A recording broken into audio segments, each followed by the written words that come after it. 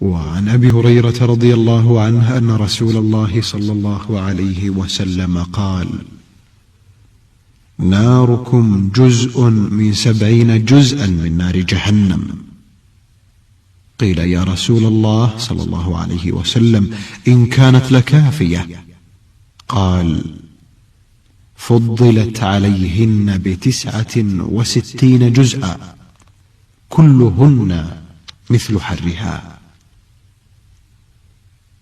رواه البخاري ومسلم.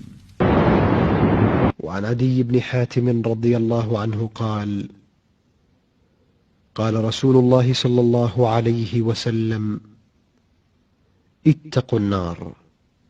قال: وأشاح.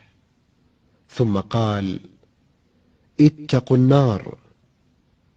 ثم أعرض وأشاح 3، حتى ظننا أنه ينظر إليها، ثم قال: اتقوا النار ولو بشق تمرة.